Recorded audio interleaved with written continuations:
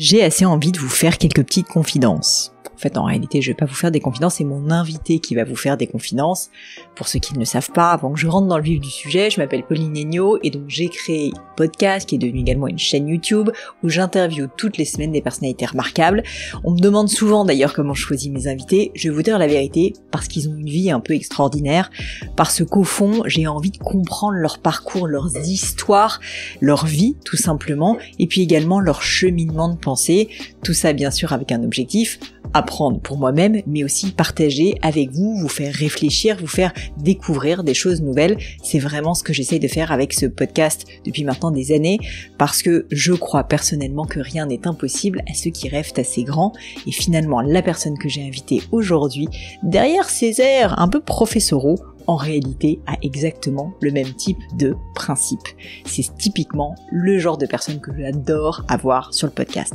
Je le connais depuis un moment, son nom Jean-Noël Capferrer. Et pour vous donner un tout petit peu de contexte, avant que je l'invite sur le podcast, eh bien je le connaissais déjà, j'ai déjà travaillé avec lui, avec Gemio, mais même avant ça, pour moi c'était une légende Jean-Noël. C'était une légende à HEC, une école que j'ai faite, une école de commerce, où c'était un peu le prof mythique, très dur d'ailleurs, il avait une réputation terrible, ils en parlent d'ailleurs un petit peu dans cet épisode, et donc j'avais un peu peur de lui. J'avais jamais parlé, mais par contre j'avais lu quasiment tous ses livres.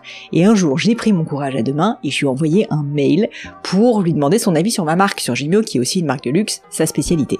Bref, long story short, ça a été une grande rencontre, il m'a énormément fait réfléchir, il m'a énormément aidé, et du coup je me suis dit que j'avais envie de vous le présenter un peu plus, parce que derrière son côté, comme je disais, professoral, derrière l'auteur, derrière la légende ou le mythe Jean-Noël Capferrer, qui est très connu dans le monde du luxe et du marketing, et bien en fait il y a un homme qui est touchant, qui est intéressant, qui est entier, qui est très honnête, et j'avais vraiment envie de vous le faire connaître. Je crois que l'épisode est réussi à cet égard, puisque Jean-Noël s'est énormément confié. Bref, je vous invite à écouter l'épisode jusqu'au bout. On a commencé par une espèce de masterclass de marketing et du luxe, mais après on est rentré dans l'homme Capferrer, et finalement, je vais vous dire la vérité, c'est cette partie-là qui est la plus intéressante. Je ne vous en dis pas plus, et laisse place à ma conversation avec Jean-Noël Capferrer.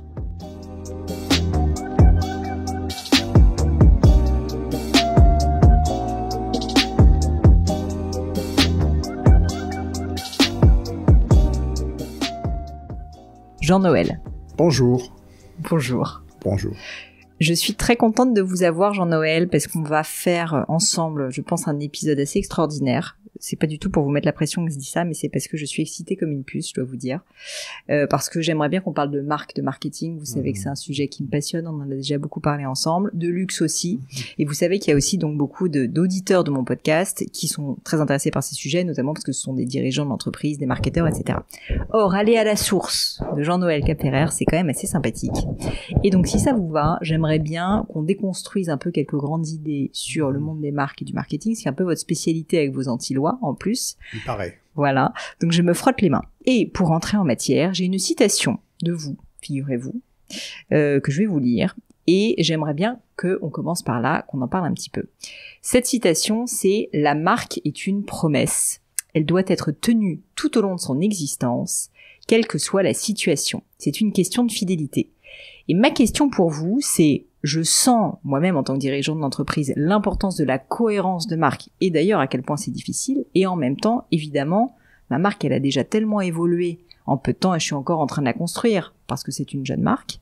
Donc je trouve qu'il y a quand même cette dichotomie entre cette notion de cohérence de marque qui est essentielle, et les marques que j'admire d'ailleurs savent le faire, et en même temps, cette nécessité de se réinventer en permanence. Vous avez 1 heure, Jean-Noël Capferrer. C'est assez sympa de vous faire la disserte cette fois-ci. Alors, je vais répondre à votre question. La marque est une promesse. Aujourd'hui, je dirais plutôt la marque, ce sont des valeurs en action. Ah, intéressant. Qu'est-ce que vous voulez dire ? C'est un peu presque la même chose, sauf qu'on va plus parler de valeurs. C'est-à-dire, c'est quoi les valeurs de Gemio, par exemple ? Plutôt que la promesse, parce que la promesse c'est très mass market, hein, c'est très dash, lave, plus blanc, c'est vrai. Ou bien lave et adouci. Voilà, la promesse c'est concret, il y a un nom, il y a un logo, il y a un slogan, et puis on répète ça pendant 50 ans. Et oui, les marques de luxe n'ont pas de promesse. Voilà, les marques de luxe ont des univers imaginaires extraordinaires qu'elles étendent dans différentes catégories de produits ou de services. L'expérientialité fait partie de l'évolution du luxe moderne, mais autour d'un imaginaire cohérent. Cet imaginaire cohérent, il explique d'ailleurs pourquoi les marques de luxe ont beaucoup plus de symboles que les marques de grande consommation. Les marques de grande consommation sont très figées sur un logo, une signature, une promesse, etc. Quand vous regardez l'univers Chanel, il y a énormément de symboles qui ont fait partie de la vie de Coco Chanel et qui en réalité balisent son territoire et disent ici c'est nous et c'est pas là. Mais le système de valeurs est à peu près le même. La parisienne a un peu BCBG. C'est pas Gucci, c'est pas Vuitton, mais chacun a son territoire qu'il doit délimiter parce qu'un territoire sans frontières n'est pas un territoire, c'est une friche, quoi. Voilà, c'est une friche, absolument. Donc, l'enjeu, c'est de rester pertinent. Ouais. Et la pertinence, c'est aussi la pertinence des produits et des styles, etc. Donc je prends un exemple. Avant, le luxe, c'était les costumes, etc. Bon, pour les hommes, je pense, par exemple. Bon, avec l'arrivée du sportswear, est-ce que le luxe pouvait rester en dehors du sportswear? C'est-à-dire que les gens vont maintenant au bureau en sportswear. Donc le sneaker est devenu un élément clé du chiffre d'affaires de toutes les marques de luxe, alors qu'avant, le sneaker, c'était « Ah oui, mais ça c'est Nike, Adidas, nous on fait des sacs et des robes et des pantalons, mais pas du sportswear. » Et si vous n'êtes pas dans le sportswear aujourd'hui, vous n'êtes plus pertinent par rapport à une génération. Donc il faut bien différencier le domaine des valeurs, c'est « Oui, mais moi, mon sportswear, il sera comme ça et non pas comme tel autre », que de dire le sportswear jamais, parce que ça veut dire qu'on se coupe d'une génération qui en réalité a une vision complètement différente de comment il faut s'habiller chaque jour et non pas quelle marque par rapport à telle autre. C'est déjà comment il faut s'habiller chaque jour.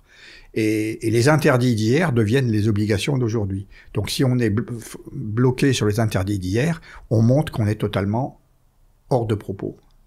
C'est très intéressant parce que je pense qu'il y a beaucoup de personnes, et moi la première, on se pose souvent des questions un peu sur nos principes, vous savez, d'entreprise.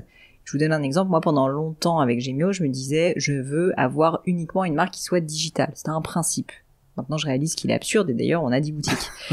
Mais c'est vrai que c'est difficile pour un entrepreneur, un marketeur, parce qu'un principe, ça permet aussi à un moment donné, comme vous dites, de figer quelque chose et de plus se poser de questions, ou en tout cas d'avoir un choix plus facile à faire. Et pourtant, la société évoluant tellement vite, et j'imagine qu'en plus ça s'accélère depuis le Covid, eh bien, on est obligé un peu de remettre en cause ces vaches sacrées, quoi. En gros, et de se dire... Oui, mais être purement digital, c'est pas une valeur.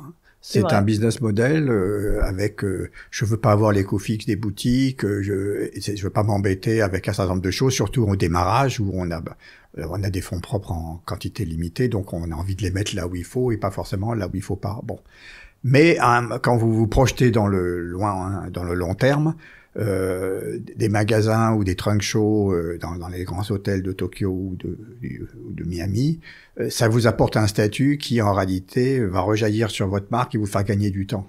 Voilà. Donc ce que vous avez remis en cause, c'est pas vos valeurs.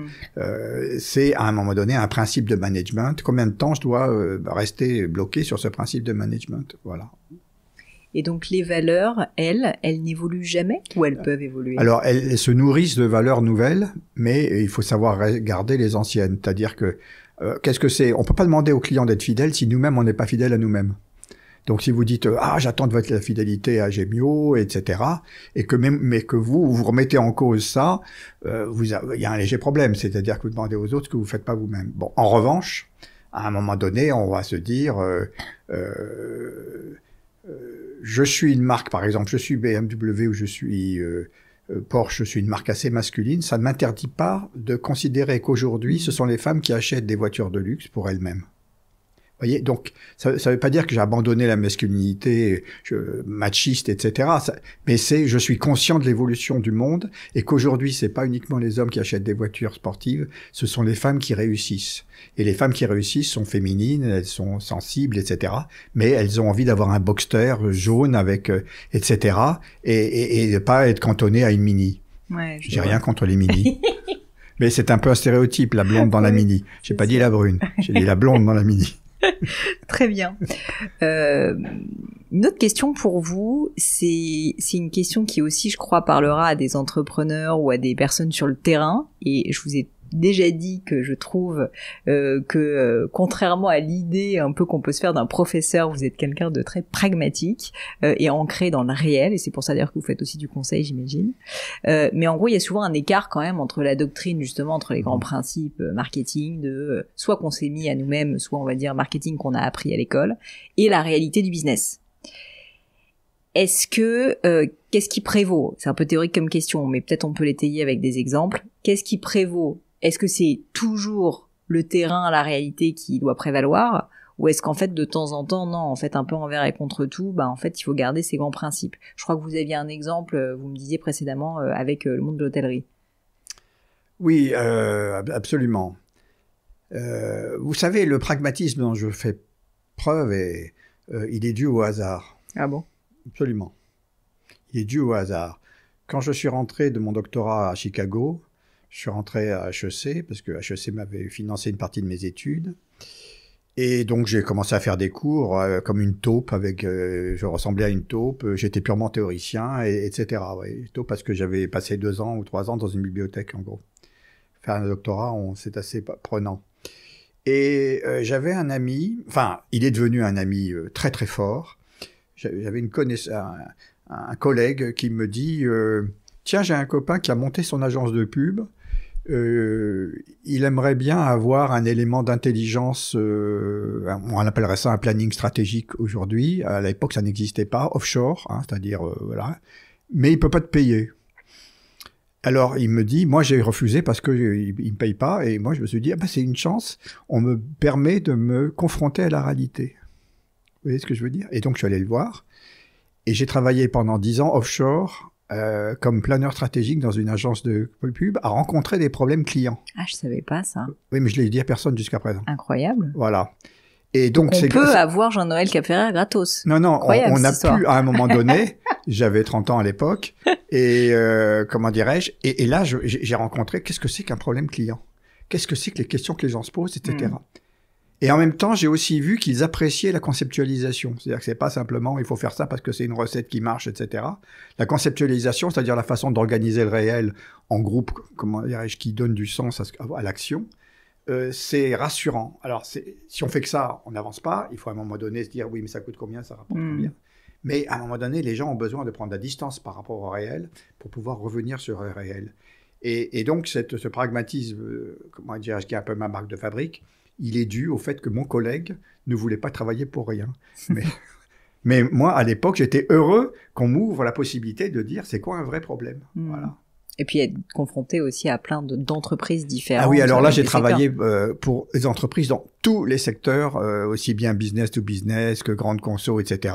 Bon, c'était pas les géants du secteur qui en général ne prennent que des grandes agences, mais je trouvais ça intéressant.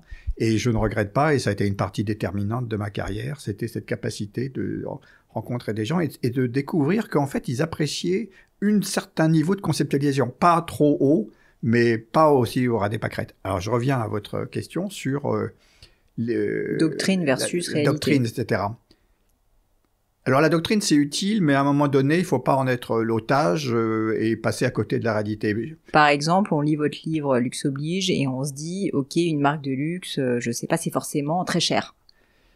Il faut que les produits d'accès soient effectivement une marge assez élevée. C'est ça. La décision la plus importante pour une marque de luxe, c'est la première marche. Et donc ça, c'est la doctrine. C'est la doctrine. Il y a d'autres doctrines comme là, j'ai écouté je regardais, il y a un sondage qui vient de sortir sur les attentes des générations Z. Alors ils disent la génération Z se plaint des marques de luxe parce qu'elles sont chères. Oui, mais je suis désolé, c'est le principe. Sinon, il faut pas acheter une marque de luxe. Il y a des marques chicos, il y a des marques sympathiques, des marques premium, il y a tout ce qu'on veut sur le marché. Mais on rappelle un chat et c'est pas un lézard. Voilà. Bon, ok. Donc, je me suis dit cette histoire de prix d'accès, elle est fondamentale. Il y a un autre élément clé, c'est dans le luxe, les prix moyens montent. Parce que comme la richesse mondiale augmente, si vous maintenez vos niveaux de prix, vous devenez tellement accessible que vous perdez votre statut. Bon. Donc, ça c'est ce qu'on applique aux produits. Et je me suis dit, est-ce que ça marche pour les services?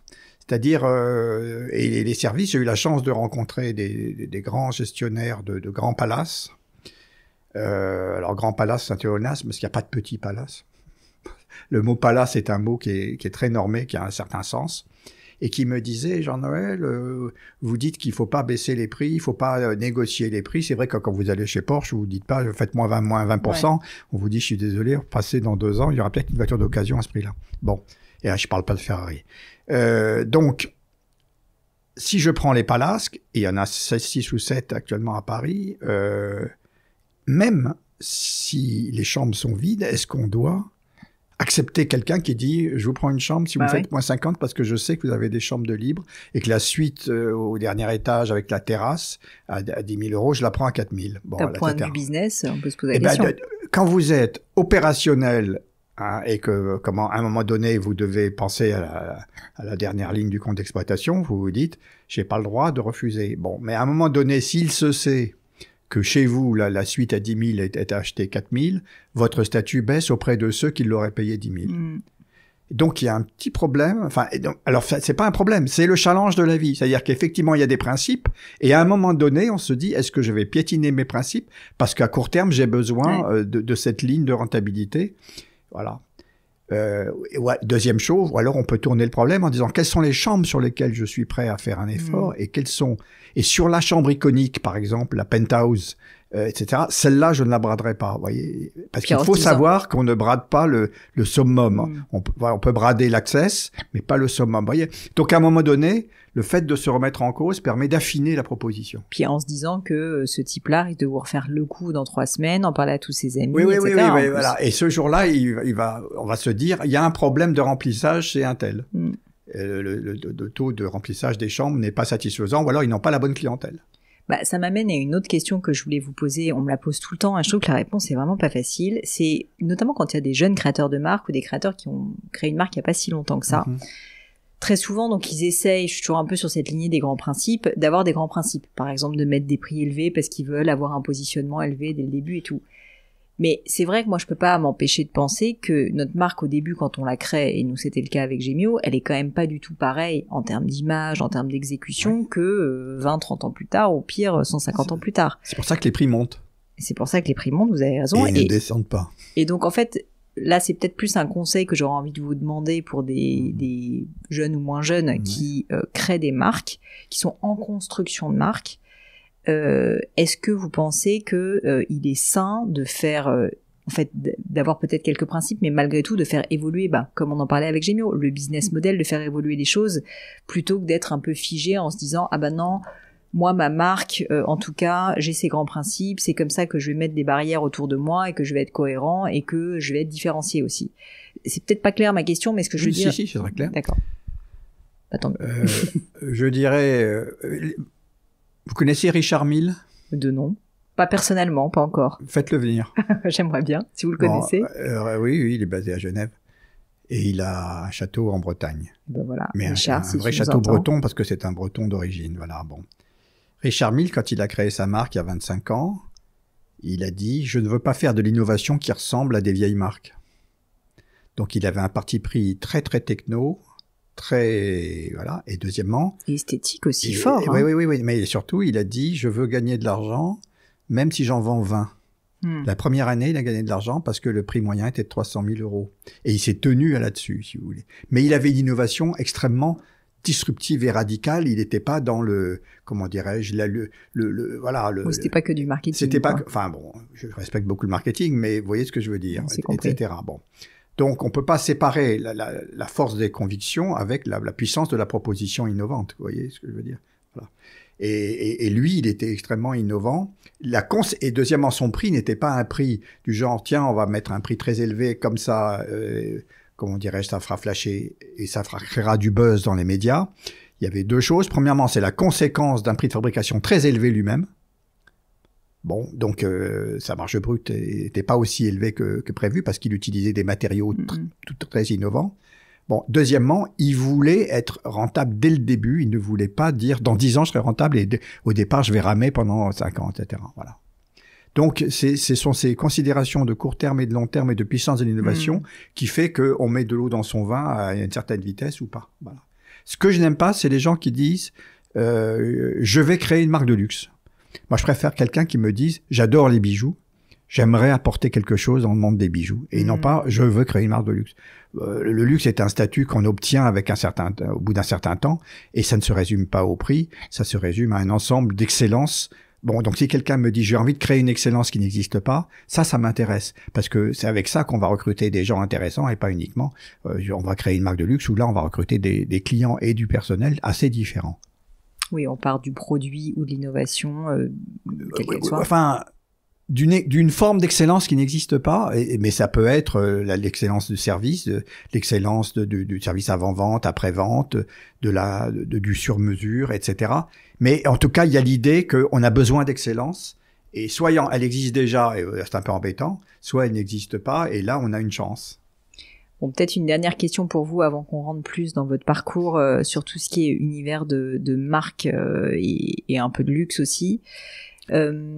Il n'y a pas que le luxe dans la vie. Hein. Oui, je sais bien. Heureusement d'ailleurs. Heureusement. Justement, là, je parle plus de marque. Il y a un point qui m'a beaucoup marqué, moi, quand j'avais lu à l'époque votre livre, c'est-à-dire le premier livre que j'ai lu. Lequel j'en ai écrit 15. Je sais. Le premier, je vous avoue, le nom, c'est le marque et marketing. Enfin, Oui, non, j'ai jamais écrit de livre de marketing, mais c'était, même vous vous rappelez pas, vous voyez. Les marques capitales de l'entreprise. Voilà, c'est ça. Donc, sur la marque vraiment. Et Absolument. je me rappelle que vous aviez parlé de l'importance de la clarté de marque et du fait qu'elle doit être très lisible et très simple en fait dans son approche. Et ça m'a beaucoup marqué. Je sais pas forcément bien le faire. Non, mais soyez pas modeste comme ça. Mais je le pense. Mais je trouve que c'est très juste. Et j'aimerais bien qu'on en parle un petit peu parce que là encore, je suis bien sûr toujours en train de penser à mon audience et je me dis peut-être que ça peut être quelque chose d'intéressant pour des personnes qui travaillent en marketing ou pour des marques de se dire c'est vrai que on peut vouloir être intelligent quand on crée une marque, mais en fait à un moment donné, il faut que le client il ait cette espèce de simplicité, cette espèce de relation, il comprend en un instant qu'est-ce qui se passe avec cette marque. Est-ce que vous pouvez donc me parler de cette importance de la clarté ? Alors, moi je trouve que l'importance de la clarté, elle dépend de la capacité que le manager a d'identifier ce qu'on appelle en anglais « what's the pain ». La souffrance. Oui, alors souffrance, c'est un peu fort, ouais. C'est un peu fort, mais j'aime bien le mot what's the pain. C'est en réalité, c'est quoi la vraie valeur que vous allez apporter au client et à quel type de client. Et souvent, je trouve qu'on passe pas assez de temps à définir cet élément. Et ne l'ayant pas défini, on le cherche en réalité pendant plusieurs années. Et d'ailleurs, souvent, quand c'est des marques de mode, de prêt-à-porter, de luxe, en fait, il n'y a pas cet élément parce qu'on est uniquement dans une démarche esthétique parfois. Oui, mais il faut toujours penser c'est pour qui. Et ce c'est pour qui a besoin d'être défini, comment dirais-je, avec précision et non pas d'une façon assez lâche. Et récemment, je discutais avec une personne qui voulait créer un club assez restreint avec comment dirais-je, il y a déjà des clubs restreints de gens assez riches, assez aisés, etc. Et je leur disais, mais qu'est-ce qui fait qu'ils ont besoin d'un club de plus ? Ouais. Vous voyez ce que je veux dire ? Parce que si c'est simplement, il y en a un nouveau, il y en aura un troisième, etc. Si c'est simplement la nouveauté, on va s'épuiser, on va pas y arriver. Donc, il y avait un manque d'identification de la clarté de la proposition qui est, vous apportez quoi à qui vraiment, qui l'a déjà ? Parce que pour faire simple, on a déjà trop de tout. Bah oui. On a trop de tout. Bon. Donc, à un moment donné, le désir va naître, non pas de l'absence, c'est-à-dire le besoin, j'en ai pas, mais du sentiment que c'est mieux que tout ce qui existe. Mais ça peut être un mieux physique, ça peut être un mieux tangible ou intangible, ça peut être un mieux réel ou un mieux imaginaire. On peut parler à la fibre émotionnelle ou à la fibre rationnelle, parce que dans le luxe, il y a nécessairement les deux, ça ne peut pas être qu'émotionnel. Ce sont des objets que l'on met, ce sont des bagues, ce sont des, des vêtements, mais il faut avoir les deux. Et ce que je ressens à l'expérience, c'est pas, Dieu ne m'a pas parlé en me racontant des choses comme ça. C'est simplement que je trouve qu'à un moment donné, les propositions ne sont pas assez clarifiées. Et en interne, c'est aussi important parce que les gens savent pas très bien en réalité. Bon, ils voient un logo et un nom, mais ils ne savent pas quel est le projet. Pourquoi ils font les choses. Voilà.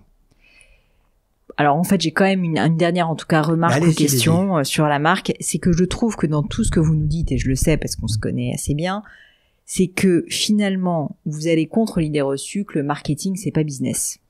Tout ce que vous nous dites, les marques, là vous me parlez de marques, vous me parlez d'émotions, Mais il y a toujours une dimension business au sens, je veux dire, managérial et stratégique. On n'est pas uniquement dans le marketing, c'est beaucoup plus large que ça le touche. Parce que là, quand vous me parlez de clarté, vous ramenez quand même la conversation aussi sur la dimension, par exemple, de management interne de l'équipe. Oui, parce que les marques sont faites par des gens. Hein. Elles sont faites par des gens pour des gens. Et elles ne sont pas uniquement faites par un directeur artistique. Elles sont faites par des personnes qui, à un moment donné, passent du temps à sertir, passent du temps à imaginer, etc. Est-ce à dire que les plus grands marketeurs ou directeurs de création sont en fait très business? Moi, il y a un homme que j'ai beaucoup aimé. Alors, j'ai aimé au sens intellectuel du terme, et je respecte beaucoup, c'est Lagerfeld. Lagerfeld, comment dirais-je, c'est un homme qui a ramené toujours l'imagination au réel, c'est est-ce que ça se vend ou pas. Un jour, on lui a demandé est-ce que vous êtes un artiste, et il me dit un artiste qui peut être viré parce qu'il ne vend pas assez de sacs n'est pas un artiste. Donc nous ne sommes pas des artistes. Et il disait je crée des imaginaires Chanel au service de la réussite commerciale de Chanel. Bon, je connais. Il l'avait en tête en permanence. Il avait ça en tête. Je vais vous dire, bon, et il avait raison. Et il avait raison, ce qui fait qu'à un moment donné, Chanel se sépare de Karine Viard. C'est probablement des phénomènes de feeling personnel, mais aussi, à un moment donné, quels sont les résultats. Ouais. Et donc, on peut pas dire... on n'est pas en train de faire une exposition d'art pour l'art. À un moment donné, il faut que ça tourne. Il faut que le désir soit là sur des générations nouvelles et sur des pays qu'on ne connaissait pas auparavant. Voilà. Et donc, ça rend modeste. Nous sommes, certes, on nous adule dans le monde d'aujourd'hui des réseaux sociaux, et heureusement qu'il y a des directeurs artistiques parce que ça permet de les nourrir. Mais à un moment donné, il y a le jugement dernier qui est ça se vend pas. Mais si on est que dans ça se vend pas, on va partir dans des techniques, on va partir dans le court terme et le promotionnel, voilà. Mais je trouve ça intéressant parce que ça va un peu contre l'idée reçue, ou en tout cas l'image que veut se donner le luxe notamment, ou la mode, on fait les choses un peu pour la beauté du geste et pour l'excellence. Alors qu'en réalité, et même le marketing d'ailleurs, on essaie de faire du beau. Oui, on essaie de faire du beau, mais qui plaise, qui se vende. Oui, mais Pauline, vous avez tout à fait raison. Alors il faut bien distinguer le storytelling, oui, qui est l'histoire qu'on va raconter mondialement, et la réalité, qui est le cadre de ce podcast, qui s'adresse à des gens à qui on ne la raconte pas. Tout à fait. Et c'est pour ça que je vous ai invité. Non, mais c'est-à-dire qu'il y a un double discours. Le luxe repose sur un double discours, c'est-à-dire qu'il faut faire rêver, mais à un moment donné, ceux qui font rêver sont jugés sur des bases à un moment donné très rationnelles, sinon les financeurs ne financent plus. Pour sauter totalement du coq à l'âne, mais quand même pas totalement, puisque tout ceci va faire sens à un moment donné, j'aimerais... Vous voulez dire que ça n'avait pas de sens avant? Je veux dire que je veux changer de sujet et parler de vous, Jean-Noël, parce que finalement, on se connaît bien intellectuellement, mais à titre personnel, pas tant que ça. Et donc, j'avais envie d'en savoir plus sur, notamment le petit Jean-Noël Capferrer. Le petit, quand j'avais 4 ans. Le petit bébé Jean-Noël, ouais. Est-ce que vous pourriez m'en dire plus sur où est-ce qu'il a grandi, comment était sa famille? Il était comment, ce petit Jean-Noël? Alors, je vais vous dire quelque chose que j'ai jamais dit. Mais l'intérêt des podcasts avec vous, c'est qu'on se la raconte pas. Exactement. Ça pourrait être une baseline pour moi, peut-être. D'accord. Je suis un rapatrié d'Algérie. D'accord. Bon, ça dit rien aux Gen Z, etc. Mais ça a largement marqué ma philosophie, ma psychologie. C'est que je suis passé de l'aisance à la pauvreté. Quand on a tout perdu en Algérie, on est rentré avec une valise en décembre et puis en janvier, etc. Ça marque. Quel âge? J'avais 9 ans. Ça crée une inquiétude foncière, mais ça crée aussi le sentiment d'une certaine fragilité de la vie, c'est-à-dire du jour au lendemain, vous pouvez... Bon, attendez, il y a des gens à qui il est arrivé des choses terribles en Syrie, au Liban, etc. Donc je suis pas en train de... Mais à titre personnel, ça m'a marqué. Ouais. Parce que je me suis retrouvé dans un quartier, vivre dans un quartier qui s'appelle Neuilly, dans lequel il y avait que des riches. Et donc j'ai vécu un début de vie qui est qu'est-ce que c'est que d'avoir le sentiment, c'était d'être un peu appauvri dans un milieu assez riche, si vous voulez. Et j'ai eu envie de... Donc j'ai fait 2 choses. Premièrement, j'ai pas raconté ma vie, puisque j'ai créé un mur. Les gens n'ont pas à savoir quelle est ma situation réelle. Deuxièmement, ça m'a donné envie de réussir. Et parce que je savais et je ne pourrais réussir que par le travail. Donc, j'ai pas mal bossé. Alors, vous allez dire, tout le monde a bossé, vous avez bossé énormément, etc. Mais c'est pour vous expliquer, quand vous dites, on ne sait rien de vous, parce que je ne raconte rien.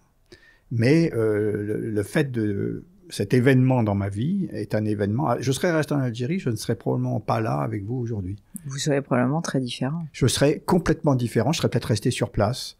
Et je serais celui que je n'imagine pas, puisque je ne le suis pas. Quelles sont les valeurs les plus importantes que vos parents vous aient transmises, qui vous ont marqué, là aussi? Mes valeurs. Alors, 2 choses.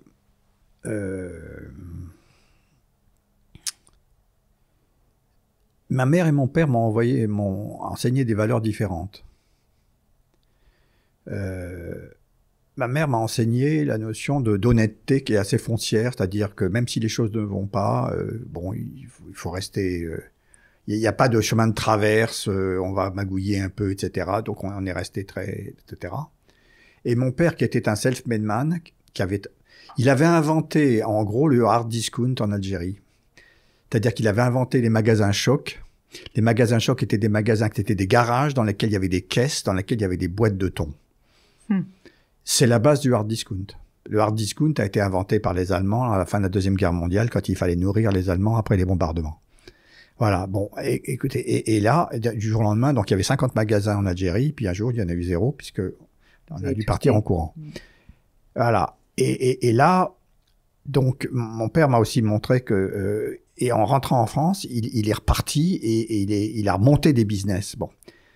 Donc, il y a cette idée qu'il y a toujours quelque part, à un moment donné, on se remonte les manches et on fait et on y va. On dit pas où sont les subventions. Il y a 0 subvention à l'époque. Enfin, le monde de la subvention et de l'assistanat, je sais que c'est un mot qui est pas très bien vu aujourd'hui, mais c'est un mot qui est venu après.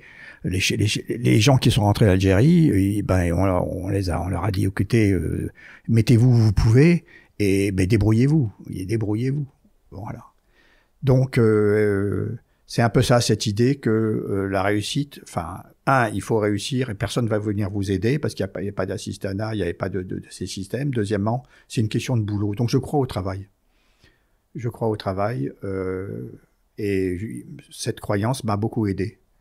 Donc, vous avez été, dès votre plus jeune âge, enfin, en tout cas, après j'étais cette un bosseur. époque, un énorme bosseur. Enfin, et non, enlever mes normes. D'accord, un bosseur. J'étais un bosseur qui s'est révélé à un moment donné un peu plus que... Alors là où j'ai le plus bossé, c'est... Comment dirais-je c'est aux États-Unis. Parce que les moyens qu'on donne à des étudiants sont considérables. Alors, ça ne veut pas dire qu'on ne les donne pas en France, mais quand vous arrivez dans une université américaine et que tout est à votre disposition, et à l'époque, il n'y avait pas l'informatique d'aujourd'hui, etc. Et là, c'est comme si vous recevez des bouffées d'oxygène et comment dirais-je, et ça vous permet de courir 10 fois plus vite. Donc, j'ai découvert ce que c'est que travailler encore plus qu'avant. Mais, attendez, les gens, ça existe aussi en France, mais il se trouve que ça m'a accéléré. Donc, j'ai travaillé de plus en plus au fur et à mesure de mon développement. Quand j'avais 15 ans, j'étais pas forcément le meilleur élève de la classe. Mais à un moment donné, je le suis devenu. Est-ce qu'avec le recul, donc vous disiez « je crois au travail », mais je crois à l'effort, oui. À l'effort. Et donc, je voulais pas vous challenger là-dessus. Mais la méritocratie, c'est très challengé actuellement. Hein. Non, mais je voulais comprendre, en fait, vous, avec le recul, est-ce que vous croyez toujours à cette valeur d'enfant ou pas?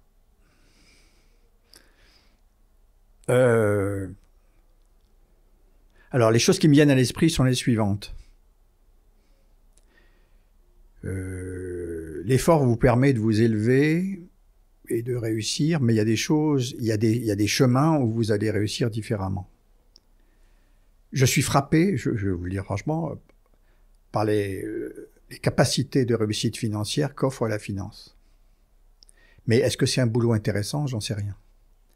Donc, quelqu'un qui dit « j'ai envie de faire de la maroquinerie, c'est ça qui m'intéresse, je suis pas sûr que je vais réussir, mais c'est ça qui m'intéresse », ça me paraît aussi fondamental. Est-ce que vous comprenez? Donc, c'est pas la réussite stéréotypée telle qu'on l'apprend. J'ai mis de l'eau dans mon...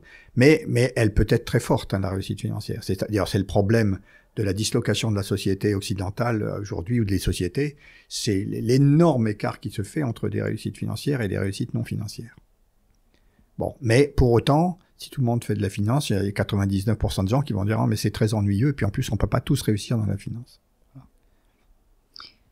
Vous allez aux États-Unis pour étudier, vous le disiez. Est-ce qu'à l'époque, vous aviez un rêve de ce que vous vouliez faire plus tard? Est-ce que vous saviez que vous alliez devenir chercheur? Je suis allé aux États-Unis par hasard. C'était dans le genre. C'est un des messages que je voudrais donner, c'est qu'il faut savoir saisir les hasards. En sortant d'HEC, j'ai travaillé dans ce que j'aimais, c'est-à-dire, je vais vous faire une autre confidence. Allons-y.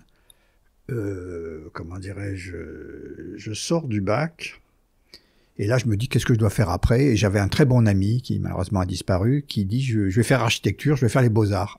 Et moi je dis je sais pas quoi faire, je vais faire les beaux-arts comme toi. Voilà, bon. Fausse piste. Fausse piste, je m'en suis rendu compte, donc je me suis très vite rabattu sur autre chose, sur la prépa.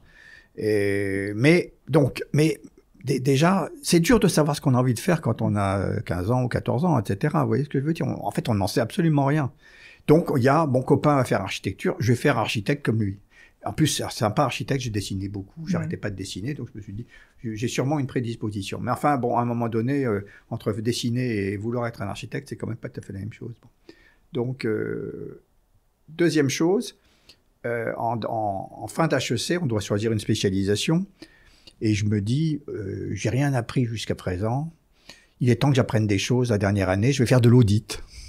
Oula. L'audit, c'est sérieux, vous voyez. Ça forme le caractère. Non, mais c'était, ça, c'est du sérieux. Ça, vraiment, là, on est dans du hard, etc. Bon. Et au bout d'une semaine ou deux, je me dis, mais alors, c'est pas du tout ça. Hop, repli stratégique vers le marketing, bon, etc. Je sors d'HEC et là, je rentre dans la pub. J'adorais la pub. Et je l'adore toujours, d'ailleurs. Et je rentre dans une agence très connue, très connue à l'époque.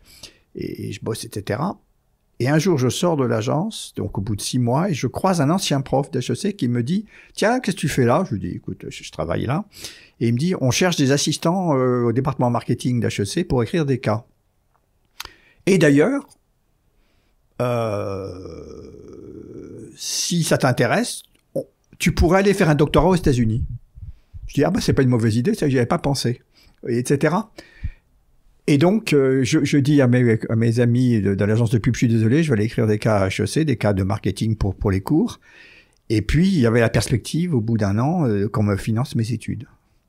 Donc, vous voyez, je crois à l'effort, etc. Mais fondamentalement, rétrospectivement, il y a eu une succession de hasards, de rencontres. Pourquoi j'ai rencontré ce prof en sortant de là? Bon, c'est le fameux film d'Alain Resnais, je crois, Smoking, No Smoking, ou qu'est-ce qui se passe si vous sortez à droite de chez vous plutôt que de prendre à gauche? Et c'est pas la même histoire qui va vous arriver. Donc, j'ai un message, c'est on peut raconter sa vie en disant j'ai toujours... Il y a des gens qui ont toujours voulu être médecin ou vétérinaire ou avocat, etc. Bon, c'était pas mon cas. À un moment donné, il y a eu des hasards, et les hasards ont bien fait les choses, mais c'était des hasards. Mais il faut savoir les saisir. Il faut savoir les saisir et ne pas s'obstiner, parce que j'ai oublié de vous dire une chose. Quand j'ai arrêté de poursuivre cette idée que je pourrais être un architecte, j'ai fait une prépa, mais j'ai commencé par faire une prépa scientifique. Et là, je suis tombé sur plus fort que moi, c'est-à-dire que je ne suis pas un excellent matheux. Et soit je persévérais dans cette erreur, soit je suis parti dans une autre prépa, etc. Mais au départ, j'étais, je vais quand même essayer de faire une école d'ingénieur, vous voyez. Et comment vous avez su, parce que ça c'est une vraie question qu'on peut tous légitimement se poser. Comment on sait qu'on n'est pas fait pour ça? Comment on sait qu'on n'est pas fait pour ça et qu'il faut pas juste bosser plus, quoi? Non, je vais vous dire, alors c'est simple, c'est simple. Dans mon cas, j'ai fait une maths sup et on m'a dit, attention, tu vas pas passer en spé, ou tu vas pas être dans une bonne spé. Donc je me suis dit, je vais arrêter les maths sup à 2 mois de la fin et je vais dire que je suis malade et je vais essayer de la recommencer, ce qui normalement est interdit, etc. Et j'ai rencontré un jour un prof de maths, un ancien d'Algérie d'ailleurs, qui m'a dit non, t'es pas assez bon, prends conscience de tes limites et change de voie, sinon tu vas, etc. Et ça m'a fait un choc. Évidemment, j'étais extrêmement déçu. Je me suis dit, parce que si on ne suit pas là une voie dite d'élite, on se dit, ah ben, je suis pas si bon que ça. Mais rétrospectivement, j'ai trouvé à travers ma vie ma voie. Ma voie n'était pas tracée. Et c'est fondamental de savoir que notre voie n'est pas tracée, mais qu'il faut du temps pour la trouver. C'est mon sentiment. Et j'ai l'impression de ce que vous me dites dans votre histoire, et pour avoir parlé à beaucoup d'invités sur ce podcast, c'est vraiment quelque chose que j'observe comme un schéma qui se répète, qui c'est aussi beaucoup lié à des rencontres. Et là, vous me parlez de ce professeur qui vous dit cette petite phrase qui, sur le coup, bien sûr, vous fait pas plaisir, mais qui vous fait avoir votre déclic quand même. Oui, qui dit, de toute façon, non, parce que lui, il voyait des matheux, des spé, etc., et il savait à quoi ça ressemblait un vrai matheux, un gars qui travaille pas et qui réussit toutes ses épreuves de maths. Donc, parce que c'est en général ça, c'est un gars qui dit je fous rien et qui réussit tout. Donc, quand vous travaillez comme un fou et que vous réussissez pas, vous dites je vais en travailler en plus, mais là, non, tu y es pas, fais autre chose. Mais fais autre chose, c'était pas va faire de la peinture sur soi. C'est il y a d'autres voies, et il avait raison. Et je lui en suis très reconnaissant, même si, quand j'ai appris ça, j'étais extrêmement déçu parce que c'était pas la bonne nouvelle. Alors aujourd'hui, on appelle ça « apprenez de vos échecs », etc. Non, votre voie n'est pas tracée. Vous commencez à un moment donné à vous intéresser au monde donc du marketing, des marques et après du luxe. Qu'est-ce qui fait que le monde du marketing vous a intéressé? C'est quoi ce qui vous a appelé? J'ai compris que vous aviez travaillé dans une agence de pub, donc vous aviez un peu une appétence. Ah oui, c'était l'imagination. Parce qu'à un moment donné, bon, quand je voulais faire architecture, c'est parce que je dessinais beaucoup, etc. Donc, vous étiez créatif, en fait. Il y a une fibre créative et une fibre rationnelle en moi. Il y a une fibre qui aime bien rationaliser les éléments émotionnels. C'est-à-dire que c'est pas purement, voilà, on est des artistes purs, ça ne s'explique pas, et puis voilà, la grâce est tombée sur nous, etc. Non, j'ai le sentiment que la demande des entreprises, c'est une demande de rationalisation de l'intangible. L'ingénieur, il rationalise le tangible, il rationalise les performances, l'efficience, etc. Bon, nous, le marketing a révélé, Freud, Pavlov, etc., qui a une dimension psychologique non rationnelle dans les choix des acteurs, qu'ils soient acteurs politiques, acteurs économiques, etc. Bon. Et comment on enseigne ça? Comment on le pratique? Alors, soit on dit je suis un génie, je suis un gourou. J'ai de l'instinct, quoi. Voilà, j'ai de l'instinct et je fais des conférences devant 2000 personnes. Et puis tout le monde dit mais c'est fantastique, j'ai tout compris, etc. Et voilà. Et moi j'ai plutôt cherché, et c'est pour ça que je suis allé faire un doctorat, probablement, si je veux, etc. C'est de dire est-ce qu'on peut rationaliser ces éléments qui ne sont pas rationnels. Voilà. Bon, voilà. Et c'est ça qui m'intéresse dans le marketing, parce que c'est pas simplement, si vous êtes patron d'agence, vous étiez Jacques Ségala, il dit, je suis là, donc ce que je dis, c'est paroles d'évangile, moralité, c'est donc vrai, etc. Mais quand vous n'êtes pas ça, il faut bien à un moment donné avoir un autre levier de crédibilité, et cette crédibilité, elle se joue par des concepts innovants, et non pas un effet d'autorité c'est parce que c'est moi, donc c'est vrai. Et le monde du luxe, qu'est-ce qui fait que vous tombez là-dedans? Alors, le monde du luxe, c'est la France. Bon, ce qui m'intéresse dans l'enseignement, c'est une question que vous m'avez pas posée, c'est l'international. Oui, c'est original comme réponse. C'est-à-dire que le jour où un de vos livres est traduit en américain, vous vous dites, mince, on peut encore apprendre à des Américains des choses dans le business où ils disent, le business c'est nous, et c'est Harvard, etc. Et le jour où on me dit ton bouquin sur les marques, il est traduit en américain, en anglais, puis ensuite en chinois, en japonais, tout ce qu'on veut, je me suis dit, c'est qu'on a des choses à dire qu'ils ne savent pas eux-mêmes. Donc c'est pas simplement on va être légué c'est qu'il y a une pensée marketing, une pensée marque, brand en France, dont je fais partie, qui n'est pas la mienne uniquement, dont je fais partie, mais il y en a eu d'autres, je veux dire... comment dirais-je, Jean-Marie Dru avec la distribution, fait partie de ces gens qui ont fait avancer Schmilblick, et même ces gars-là, a été un gars très innovant dans le monde de la pub et de la réflexion. Bon.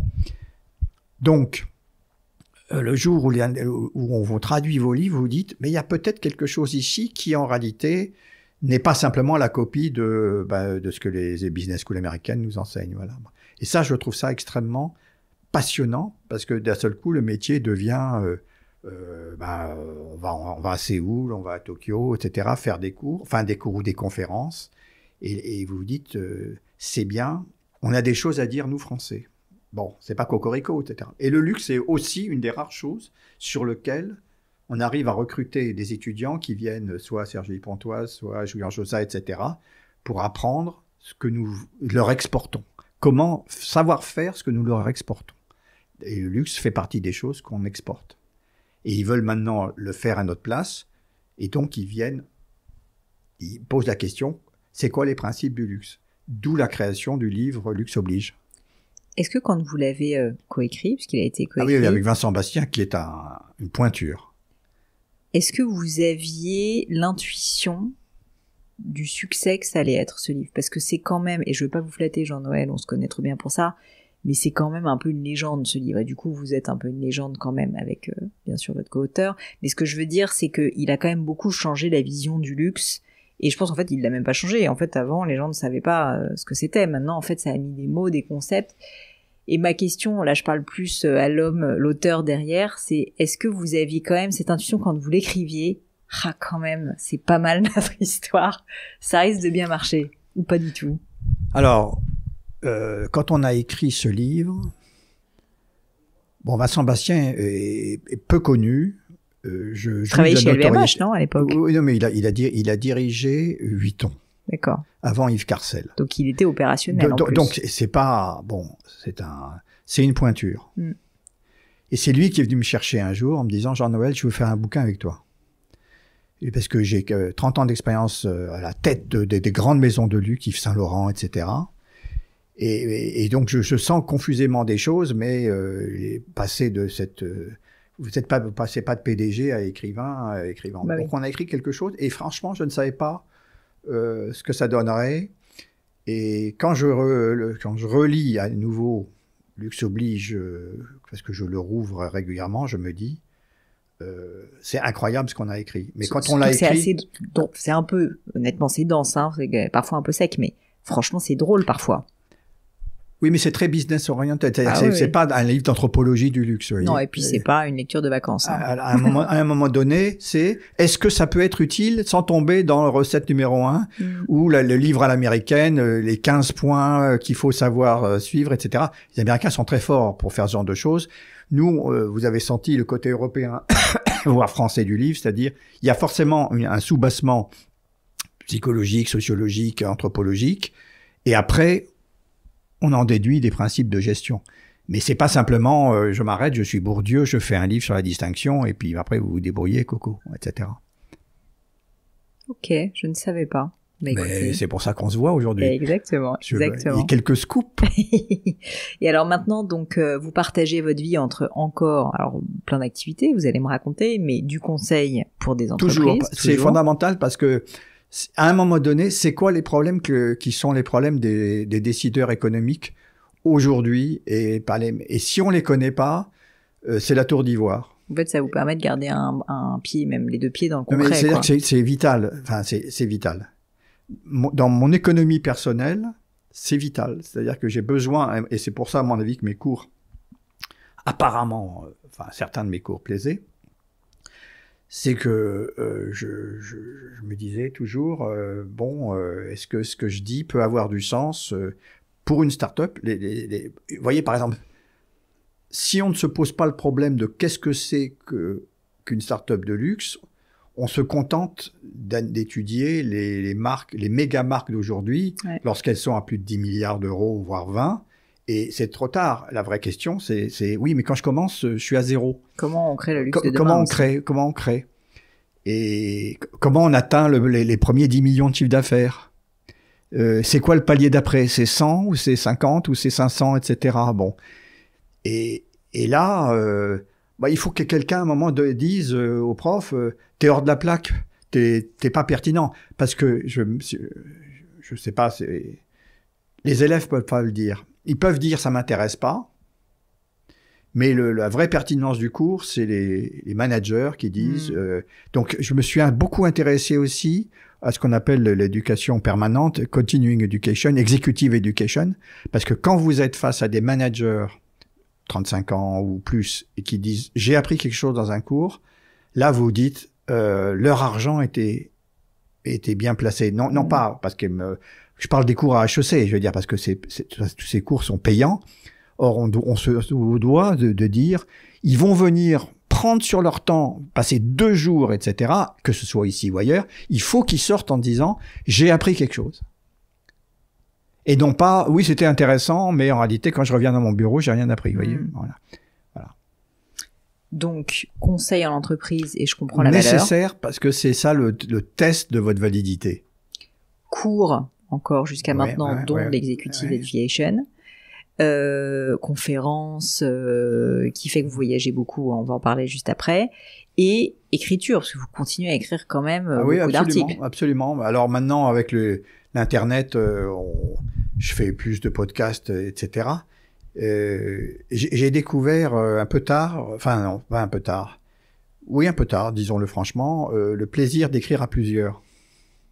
Parce qu'au départ, j'étais très solitaire, vous voyez, il fallait bâtir la marque. C'était votre côté j'aime l'effort. Il fallait bâtir la marque Cap Ferrer. D'accord. Et c'était pas Cap Ferrer et. Alors, Vincent Bastien m'a apporté une compétence opérationnelle à un très haut niveau que j'aurais pas eu tout seul. Et après, j'ai découvert des collègues qui m'ont aidé à...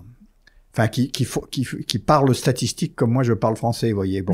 et parce qu'aujourd'hui, publier dans des revues internationales, s'il n'y a pas une dimension scientifique, c'est assez difficile. Et la scientificité, elle se vérifie aussi par la nature des modèles utilisés. Ça, c'est le côté académique du monde de la recherche. Anglo-saxonne. Parce que de toute façon, aujourd'hui, si on ne publie pas sur le plan international, on n'existe pas. Alors, il y a des domaines dans lesquels c'est pas vrai. Mais quand vous êtes dans une business school et que vous ne publiez pas sur un plan international, c'est que vous êtes un acteur local. Je suis pas en train de le regretter ou de considérer que c'est bien. C'est un fait. Bah justement, alors donc, je voulais parler un peu de voyage parce que je sais que vous êtes un peu tout le temps par Mons et par Vaux, justement parce que ça fait partie à la fois du job de conseil externe, mais aussi de conférencier et de prof. Où vous allez donner absolument, des cours un peu partout. Ça fait partie du Donc métier. Ça fait partie du métier. Ça fait partie du métier. Le métier, c'est ça. C'est de se déplacer aussi. C'est aussi de se déplacer, oui. Et c'est une question que j'avais posée une fois, je me rappelle, j'avais eu le plaisir d'avoir sur le podcast l'ancien CEO des Silor, que vous devez connaître, Xavier Fontanet. Ça, c'est une pointure. Ouais, j'ai 2 pointures, comme vous l'imaginez bien sur le podcast. Et donc Xavier me disait que pour lui, l'une des parties les plus pénible en fait de son job à l'époque chez Silor, qui est toujours une boîte mondiale mais qu'il avait beaucoup internationalisé, c'était la gestion de ses déplacements permanentes, à quel point ça avait affecté sincèrement sa santé. Et donc je ne sais pas quel est le niveau de déplacement dans lequel vous avez été. Peut-être c'était plus avant le Covid. Alors lui, il passait 6 mois par an dans les avions. Je pense. Ouais. Donc c'était peut-être plus. Mais je voulais savoir. Mais dans le monde du luxe aussi, les CEO, ils passent 6 mois d'avion. On peut pas être loin des marchés. On est obligé de faire des allers-retours permanents. Donc votre question. Et donc ma question, c'est la gestion personnelle en fait de vos déplacements très importants permanents. Bon, alors, quand on a des cours, on est obligé La priorité quand on est professeur à HEC, c'est les cours. On peut pas toucher aux cours. Les cours ont des dates, des heures. On ne s'amuse pas à dire, bon, j'ai une conférence à Séoul, donc je vais annuler mon cours et demander... J'ai un grand respect des élèves et des cours et des principes qui fondent cette école, qui m'a donné beaucoup de liberté, mais à laquelle je dois le respect je dirais, d'une discipline de faire. Voilà, bon. Donc, j'avais tendance à grouper mes cours sur un trimestre et d'avoir un trimestre où j'avais pratiquement pas de cours, quitte à en avoir à nouveau beaucoup de cours dans un 3e trimestre. Bon. Et donc, mes déplacements étaient eux-mêmes concentrés. Très concentrés. D'accord, donc vous êtes organisé pour. Mais c'est important l'international parce que, si vous permettez, je vais vous raconter je permets. 2 anecdotes. Un jour, je reçois un email d'une entreprise japonaise basée à Kyoto qui me dit « Est-ce que vous voulez venir faire un cours à Kyoto devant 1000 managers de notre groupe japonais, etc. Bon. Sympa. Alors, je devais être gonflé à l'époque, parce que j'ai dit oui. Non, parce que, enfin, qui c'est cette boîte? Ils fabriquaient des kimonos. Enfin, pourquoi ils ont pensé à moi? Bah, c'est un produit de luxe, le kimono. Oui, absolument. Mais c'est un produit de luxe japonais. Voilà, bon. Donc, j'ai dit oui. Et il y a eu une période de ma vie où je disais oui à des choses insensées, c'est-à-dire qu'ils me connaissent pas, je les connais pas, etc. Bon. Et alors, je suis briefé par un jeune manager qui revenait de New York et qui me dit « Écoute, je vais passer par Paris, on va se voir au Sofitel de Roissy, vous savez, l'hôtel qui est là. Je vais vous briefer une après-midi, et puis quand je reviendrai... » Donc, je suis briefé par un jeune manager. Je me suis dit « Japonais, c'est pas mal, hein, c'est pas l'idée que je m'en faisais, etc. » Donc, il me briefe, et puis lors d'un de ces voyages de retour, toujours au Sofitel de Roissy, là, en plein milieu de l'aéroport, je lui dis « Voilà ce que j'ai envie de dire... lors de la grande conférence, etc. » Et il me dit « Ah ouais, c'est génial. » Il regarde ça avec moi, les 40 slides, mais c'est top, etc. Blablabla, etc. Je lui dis « Ok, bon, c'est quand? Dans un mois, Kyoto. » Donc, je prends l'avion jusqu'à Osaka. Après, je prends le relais jusqu'à Kyoto. Et je commence ma conférence. Alors là, c'était véritablement une des boîtes les plus traditionnalistes que j'ai jamais vécues. Il y avait tous les managers étaient là en train de se prosterner, etc. Il y avait les patrons qui avaient 70 ans, etc. Je commence ma conférence à l'aise, cool. Et puis à un moment donné, je sens qu'il y a un léger problème parce que je vois que le patron, le patriarche, parle à droite, à gauche, etc. Il n'y avait pas de traducteur. Et le patron dit « Je ne comprends rien à ce que dit l'orateur. » Oh là là là là. Donc, j'ai vécu dans ma vie un crash, le crash. Monumental. Mais ça m'est rarement arrivé, monumental, et je me suis dit, là, Jean-Noël, il y a un truc que t'as pas cerné. Mais ils n'avaient pas prévu, ils n'avaient pas pensé au traducteur.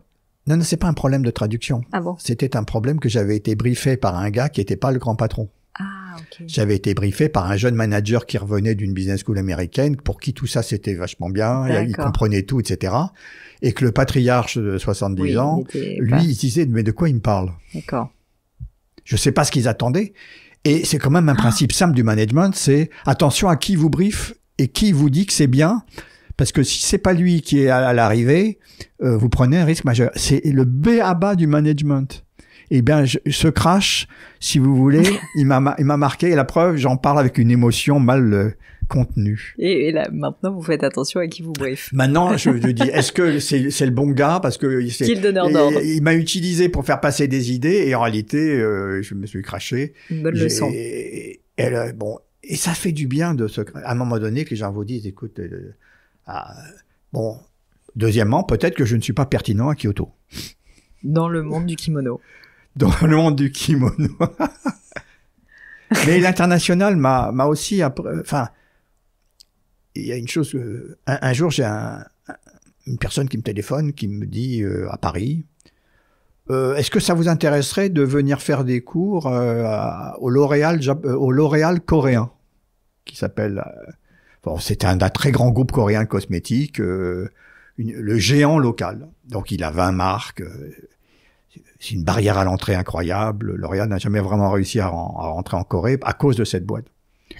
Je lui dis, tiens, pourquoi pas? Je connais pas la Corée. J'y suis allé 10 fois de suite après. Il me prenait une semaine par an. Alors, il y avait toujours, j'arrivais le samedi soir. Le dimanche, je passais tout mon temps à faire des store checks. Je dis, je veux voir toute la distribution. Je veux visiter les grands magasins, les specialty shops, etc. Je veux voir le retail, donc ils étaient très contents. Le lundi matin, je faisais une conférence, et après, pour chaque demi-journée, je faisais un workshop, un atelier avec les managers de la marque. Donc il y avait 8 marques, etc. J'ai jamais su ce que je leur apportais. Mais ils m'ont demandé de revenir 10 fois de suite. Et alors, un jour, j'ai compris ce que je leur apportais, c'est que ces gens-là se parlent pas entre eux. C'est-à-dire que c'est tellement hiérarchisé, alors que quand vous faites un cours, vous avez le patron de la recherche d'un côté, le patron du marketing, le patron de la finance, les directeurs artistiques, ils sont tous là, et comme vous les connaissez pas, vous comprenez rien à ce qu'ils sont, vous leur parlez de façon égalitaire, etc., comme dans une business school, etc. Donc, c'est pas, monsieur, je me prosterne devant vous parce que je sais que vous êtes numéro 2 ou numéro 3, etc. Bon. Et donc, probablement, ce qu'ils aimaient, peut-être, c'est, parce qu'ils m'envoyaient aussi 200 pages de PowerPoint par marque pour que je connaisse la situation et que je devais et il y avait 10 questions managériales extrêmement concrètes, du genre, qu'est-ce que je dois faire en Chine pour développer la crème blanchissante, etc., etc. Donc, je me suis dit, probablement, il y a une partie de ce qu'on apporte, c'est cette capacité à faire discuter entre eux des gens qui, normalement, respectent trop les cheminements hiérarchiques pour ne jamais se parler. Et donc, j'ai aimé la Corée de ce fait. Et je vais très régulièrement en Corée, où j'ai un ami, Daniel Méran, qui m'y invite souvent. Comment dirais-je, c'est un pays assez incroyable par son mode de gestion qui réussit et par le fait ils étaient prêts à... Alors, il faisait aussi venir des profs américains d'Harvard quelquefois, mais ils appréciaient cette capacité à les faire discuter entre eux. Mais j'apportais aussi quelque chose, parce que je lisais pas forcément les 100 pages de PowerPoint. Il faut aussi croire il y avait des idées. Alors, il y a une chose sur la Corée que je veux dire tout de suite, c'est que la Corée est un pays où quand vous dites quelque chose, le lendemain, ils le font. Hein. Ah ouais. Alors, c'est pas le genre, on va discuter ça pendant 3 mois et on va remettre en cause tout. Non, le lendemain, action. Ok. Et vous revenez 1 an après, on l'a fait. Comment ça, vous l'avez fait? Ouais, on l'a fait, etc. Et ça, j'ai été très impressionné par la capacité d'action. Pas beaucoup d'imagination, mais alors, action, top. Jean-Noël, on arrive au bout du podcast. Déjà. Je sais, mais rassurez-vous, j'ai encore quelques questions. Des questions encore plus personnelles, ça va vous faire peur. J'appelle ça mon crible, c'est un peu mes questions signature, que je pose systématiquement à tous mes invités, un peu, vous allez voir, de philosophie de vie. La première, c'est est-ce que vous avez vécu dans votre vie, on en a parlé un peu, un grand échec, qui a été en somme votre plus bel échec, celui qui vous a le plus marqué, et au-delà de l'échec, ce qui m'intéresse, c'est qu'est-ce que vous en avez tiré, qu'est-ce que ça vous a appris? Oui, donc je vais revenir sur le crash de Kyoto. Parce que quand même, quand vous avez, vous faites 10 000 kilomètres, vous arrivez à Osaka, vous prenez le train, etc., et que le grand patron dit, je comprends rien à ce que dit le bonhomme, ça vous fait un certain choc. Mais un choc pas tellement, c'est pas un choc narcissique, hein.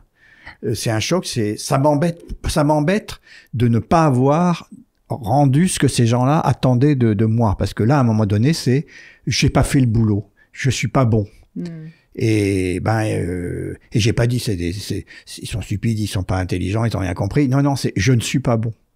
Et là, je me suis dit probablement il va falloir que j'améliore quelque chose dans ma prestation parce que on ne peut pas faire une promesse à des gens qui attendent beaucoup de vous et ne pas la délivrer. Donc ça a remis en cause un peu votre manière de faire vos conférences. J'étais beaucoup plus prudent et puis modeste, j'espère.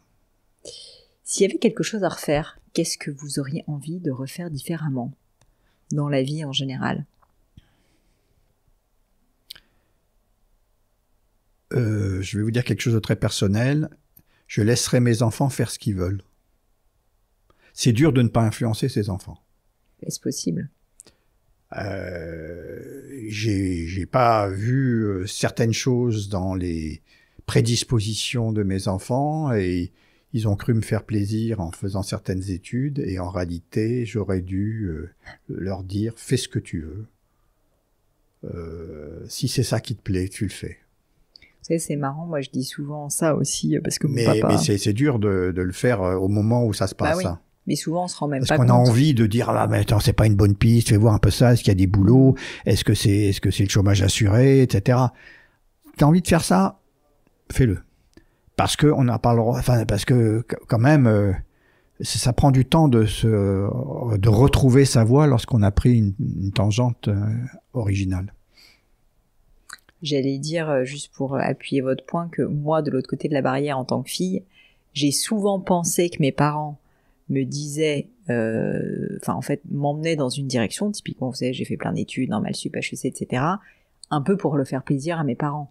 Mais en réalité, je pense que si j'avais dit je fais autre chose, ils m'en auraient pas du tout voulu, un peu comme ce que vous dites, et je me mettais presque une pression à moi-même, finalement, sans vraiment savoir. Non, mais c'est la chance, rétrospectivement, je pense que j'ai été trop influençant trop directif, et c'était une erreur. J'aime bien poser cette question, vous allez voir, c'est qu'est-ce que vous trouvez beau? Et quand je pose cette question, c'est naturellement, bien sûr en tant que joaillère au sens esthétique, mais également au sens un peu plus comportemental, métaphorique. Qu'est-ce que vous trouvez beau dans la vie? Qu'est-ce qui vous touche? Qu'est-ce qui vous émeut?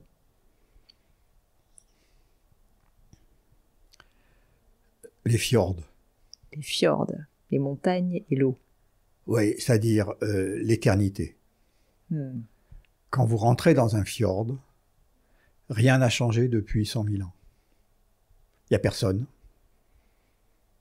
Il y a le silence, il y a l'eau, il y a la proue du navire qui rentre dans le fjord, et vous vous dites, c'est l'éternité. Eh bien, j'aime bien les fjords. Il fut un temps où j'allais faire un cours à Bergen. Je prenais l'avion à Roissy, je faisais pas Paris-Copenhague et Copenhagen-Bergen. Et je me réveillais le matin à 7 heures du matin dans un hôtel qui était un hôtel isolé au bord du fjord. Et je me disais, rien que pour ça, ça vaut le coup de venir faire un cours au fin fond de Bergen. Au fin fond d'un fjord. Parce que et pourtant, bon, parce que alors c'est beau, oui, ça m'émeut plus que Bora Bora, qui est aussi intéressant, mais c'est pas un fjord. Fjord, il y a une notion de, c'est là, tu passeras, ça va durer, ça va rester, etc. Bon, j'aime bien les pays nordiques parce que c'est des pays où il y a une certaine humanité. Ils sont pas très nombreux. Comme ils sont pas très nombreux, ils s'entraident énormément. Je veux dire, c'est comme l'Islande. Si votre voisin est à 5 km et qu'il a une attaque, il faut que vous preniez votre voiture la nuit, même pendant qu'il pleut ou qu'il neige, et que vous alliez l'aider. Donc il y a beaucoup d'entraide parce qu'ils sont pas sur nombre, et que si le voisin, même s'il est à 5 km, ne vient pas, c'est plus une société. Vous voyez, c'est des gens qui cohabitent, mais qui ne font pas société. Donc je suis assez sensible aux pays nordiques. Bien que je vienne d'Algérie.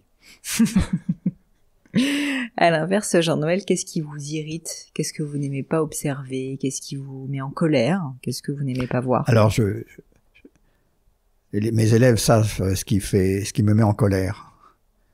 Je ne supporte pas les étudiants qui arrivent en retard au cours. Vous aviez cette réputation, en tout cas. Oui, absolument. Mais là, je vais vous dire pourquoi. Parce que eux vivent sur le campus. Ils vivent sur le campus, donc c'est uniquement une question de réveil. Est-ce qu'on se réveille un quart d'heure avant ou pas, etc. Et je faisais venir des managers dans mes cours qui, eux, venaient de Perpète, ils arrivaient une demi-heure avant, et ça trouvait voilà, etc. Et je disais, par rapport à l'image de l'école, par rapport au respect qu'on doit, je dis, mais... Et alors je voyais les élèves arriver, alors ils ouvraient la porte discrètement, 5 minutes après, puis il y en avait qui arrivaient 10 minutes après, etc. Et à un moment donné, j'ai fermé les portes. Je posais la question aux étudiants, je leur disais, mais quand vous prenez l'avion, est-ce que vous arrivez avant ou après la fermeture des portes de l'avion? C'est vraiment, c'est mégalo, enfin, comme remarque. Mais je me suis dit, par rapport aux gens que je fais venir, c'est pas par rapport à moi. Oui, ben c'est du respect. Par rapport à... Ouais, mais on m'a pris pour un zombie, hein. On m'a dit, mais je devais être le seul à fermer les portes des cours, parce que les gens... Alors, je sais pas comment les collègues faisaient. Les entrepreneurs, ils font pareil. Vous n'avez pas le droit, et donc en plus, vous êtes plus ou moins collés. Non, mais c'est une question de... Attendez, la réunion, c'est 8 heures. Il y a un gars qui se déplace, qui vient à 8 heures, parce que mes cours sont... J'aime bien les cours le matin à l'aube, à 8 heures du matin. Oui, donc vous les collez un peu aussi, parce que vous le commencez tôt. Donc, je disais, mais le gars qui est là, il s'est levé à 6 heures pour vous, et vous, etc. Alors, le jour où HEC est devenu extrêmement international, là on revient sur l'internationalité, le vrai critère c'est l'international. J'ai commencé à avoir des gens de cultures très différentes et de rapports au temps qui n'étaient pas le mien. J'ai un côté un peu germanique. Le temps, oui, clac, boum, U. Et deuxièmement, et donc, je viens d'avoir une idée là. Bon. Et quand vous avez des gens d'un autre rapport au temps, alors ils vous prennent encore plus pour un zombie. Ils ne comprennent pas. Ils ne comprennent pas. Alors, je vais vous faire une petite confidence, mais je ne sais pas si on a encore 30 secondes. Si, allez-y. C'est pas nouveau, ce rapport au temps. J'ai travaillé dans ma vie, avant d'être un garçon sérieux, au Club Méditerranée. Ah bah alors ça, j'aurais pas pensé. Voilà. Vous savez ce que je faisais au Club Méditerranée? Ne me dites pas que vous étiez géo, j'y crois pas. J'étais géo. Mais vous savez ce que je faisais? Non, J'étais géo excursionniste. D'accord. Le gars qui a un micro et qui explique les fleurs, les pierres, etc. Donc, dans le bus qui fait le tour du Maroc. D'accord. Voilà. Et alors, mais quel rapport avec le sujet? Bon, d'abord, ça prouve que j'aime bien le micro et j'aime bien expliquer les choses. Bon, alors il y avait des Allemands, des Italiens, des Anglais, des Français, des Belges, etc., etc. Bon. Et alors, et mon bus, il faisait le tour du Maroc en 8 jours. C'est pas moi qui conduisais, heureusement. Bon, d'accord. Et le problème quand vous avez un bus avec 40 personnes qui vont faire le tour du Maroc pendant 8 jours, donc j'ai fait une vingtaine de fois le tour du Maroc pendant l'été, c'était au retour des États-Unis, il faut tout de suite que les règles soient claires. Donc on arrive à l'hôtel à midi, je dis à 2h on commence la visite de la Médina, à 2h le bus part. Puis il y a tous ceux qui vous croient pas, vous voyez ce que je veux dire? C'est pas l'ambiance Club Med en plus, voilà. je pense ça. À 2h le bus partait. Et les gars, ils nous rejoignaient en taxi. Et ben après, tout le monde était là à l'heure, vous voyez ce que je veux dire? C'est-à-dire qu'à un moment donné, si vous commencez à dire, bon, alors les Allemands sont toujours là à 2h moins le quart, parce que les stéréotypes nationaux, ça existe, mais c'est pas infondé. Et puis il y en a d'autres qui arrivent à 2h15, donc tout le monde est mécontent, etc., etc. Clac, à 2h le bus partait. Je peux vous dire que pendant une semaine, il filait doux. Oui, non, mais c'est que tout le monde était content, c'est que ça se passait bien. Il n'y avait pas le gars qui disait, mais pourquoi on attend les gens qui viennent pas, etc., etc. Donc mon rapport au temps doit être en réalité un rapport qui a des ramifications profondes et lointaines. Voilà. On pourra creuser ça dans un nouvel épisode. Absolument. Pour terminer, j'ai encore quelques petites questions. Est-ce que vous avez une maxime ou une citation qui vous parle, que vous vous répétez de temps en temps, que vous pourriez partager avec nous? Oui, alors on m'a offert récemment un livre assez bizarre qui s'appelle Les 4 principes Toltec. Ah oui, bien sûr. Oui, enfin... Comment ça, bien sûr? Non, mais je suis surpris. Tout le monde a lu ce bouquin, donc je l'ai lu, etc. Bon, je me suis dit, ok. Mais le 3e principe Toltec m'a intéressé. C'est lequel? Je m'en rappelle pas. Ne faites pas de présuppositions. Parce que on fait en permanence des présuppositions dans lesquelles on croit. Du genre, je vais pas lui demander de venir parce que de toute façon, il va me dire qu'il vient pas. Vous voyez, je vais pas aller téléphoner à ce PDG parce que de toute façon, il va pas me prendre. Et, etc. Et en réalité, je fais la question et la réponse. Et je crois à la réponse, donc, bon, c'est self-defeating, hein, comme on dit. Hein, bon. Et je me suis dit, ça, j'en ai souffert. C'est-à-dire que j'ai fait beaucoup de présuppositions dans ma vie et j'ai peut-être pas appelé des gens qu'il fallait en me disant, mais, etc. Alors que via Internet, je reçois des mails de gens je connais ni Nidev ni Nadan qui se posent pas la question. Comme qui moi, disent, par exemple, qui vous ai appelé, on se connaissait ni Nidev ni Nadan. Ouais. Non, mais vous aviez quelque chose à proposer. Vous disiez, je suis un start-upper et donc on se dit, mais ça, c'est extraordinaire. Bon, voilà. Donc, ce principe, ne faites pas de présuppositions auxquelles vous croyez trop. Hein. Alors après, la question, c'est pourquoi est-ce qu'on croit à nos présuppositions? Parce que, bon. Mais ce 3e principe Toltec, celui-là, il a fait tilt avec moi. Les 3 autres, ça m'a pas excité énormément. Mais ça veut pas dire que que les Toltecs n'avaient pas raison. Bravo les Toltecs. 3 dernières questions. Une croyance qui est controversée. Ce que je veux dire par là, si vous avez une opinion, vous constatez que la plupart des personnes autour de vous ne la partagent pas. Votre livre vous oblige, à l'époque, c'était un peu une liste de ça. Mais là, si je parle au Jean-Noël de maintenant, qu'est-ce que vous avez comme croyance controversée ou qui n'est pas partagée fréquemment?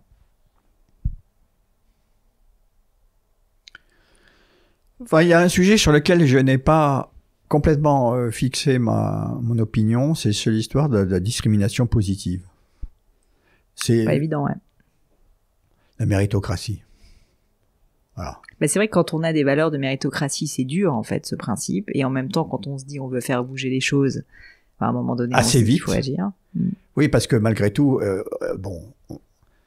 on peut toujours, bon, on va pas résumer en 30 secondes un débat ample et non résolu, mais la méritocratie, il faut pas oublier Bourdieu. C'est pas un hasard si nous avons, vous comme moi, réussi probablement, Bien sûr. d'où on vient, etc. Donc on peut pas faire comme si c'était simplement à la force du poignet et du biceps et que la sociologie n'expliquait pas une partie de notre réussite. Elle l'explique, voilà, bon.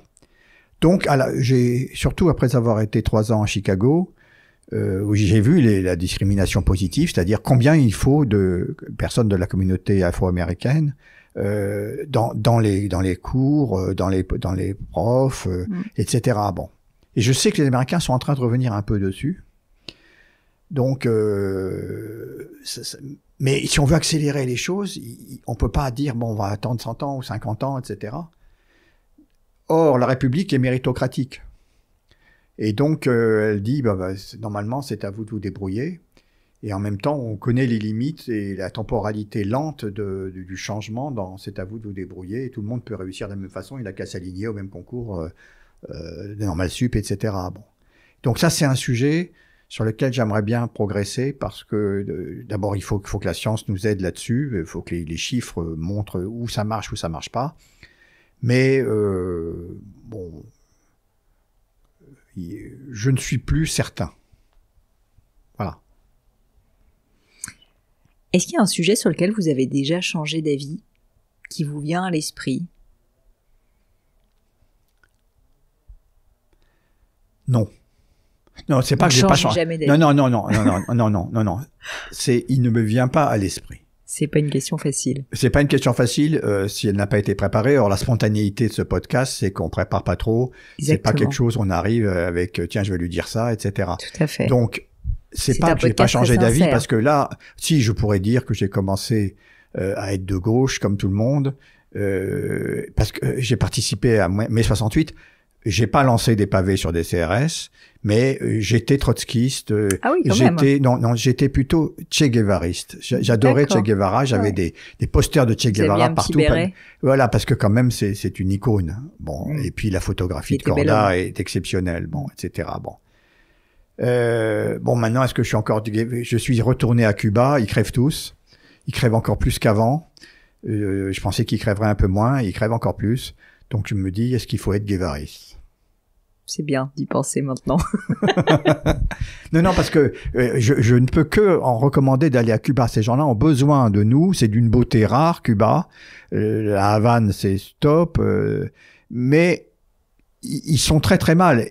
Et ce pays est encore tenu par une famille Enfin, c'est impensable, les autocraties familiales. Je comprends pas que ça continue à exister. Voilà, et ça me fait beaucoup de peine. Dernière question pour vous, est-ce qu'il y a un livre qui vous a particulièrement marqué, qui est pas forcément du tout un livre de business ou de marketing? Non, mais livre de business... Voilà, ça peut, bien sûr, mais ça peut être n'importe quoi. J'ai déjà eu des personnes qui m'ont parlé de BD, de poésie, ce que vous voulez, mais un livre qui vous a un peu marqué, transformé, fait réfléchir, enfin... Il y en a 2. Ok. Mais à mon avis, ils disent la même chose. Il y a Le Château de Kafka. Le Château de Kafka, je l'ai pas lu celui-là. Et Le Désert des Tartares. Ah, Dino Buzzati. Voilà. Alors le Château de Kafka, c'est un homme seul face à la bureaucratie, à l'impossibilité d'atteindre le château. Il reste, voilà. Donc c'est quelque part, ce livre m'a profondément, est entré en résonance avec moi au moment où je l'ai lu. Je l'ai pas relu. Qu'est-ce qui vous a marqué? Le côté solitaire de cette personne qui essaye de joindre les gens du château et il reste dans la ville du bas. Il n'y accède jamais. Il y a toujours un moment. C'est un peu sur la bureaucratie. Sur le système, quoi. Il peut pas changer le système. Mais c'est écrit remarquablement. Et quelque part, cette notion il est seul, le gars, donc il s'en sort pas. Et Le Désert des Tartares, je ne sais pas si vous l'avez lu. Oui, plusieurs fois. Mais bon, il parie quelque chose. Les Tartares vont arriver sur la frontière nord. Pendant que tous ses amis mènent grand train à la capitale, à côté de sa vie. Et lui, il fait un pari, et il fut un temps où probablement je me suis posé des questions comme ça sur ma propre destinée. Ai-je fait le bon choix? Est-ce que j'attends les Tartares et qu'en réalité ils vont pas venir? On se la pose tous cette question, je pense, non? Vous n'attendez pas les Tartares, vous? Oh, vous savez. On a tous nos Tartares, je crois. Ce sont deux livres intéressants. Au moment où je les ai lus, ils ont créé une résonance forte. Mais je dois dire que Le Désert des Tartares, n'ayant pas lu l'autre, je trouve que c'est remarquable. En plus, c'est assez court. très très bien écrit.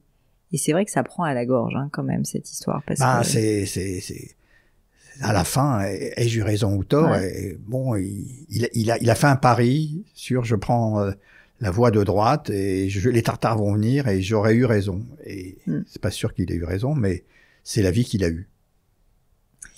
Jean-Noël, je vous remercie 1000 fois parce que vous avez fait preuve de beaucoup de générosité dans vos confidences.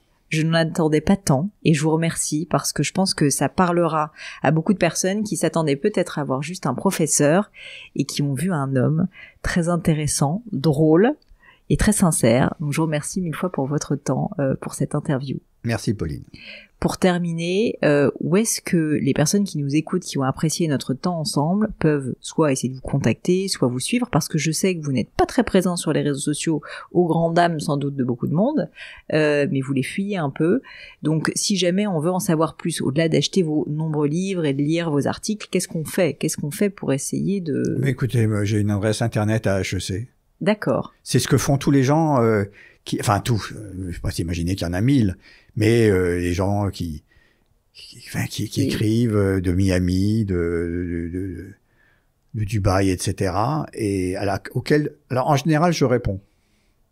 Parce que je dis pas oui, mais je réponds. La politesse, je scratche pas les emails, il y en a pas 1000.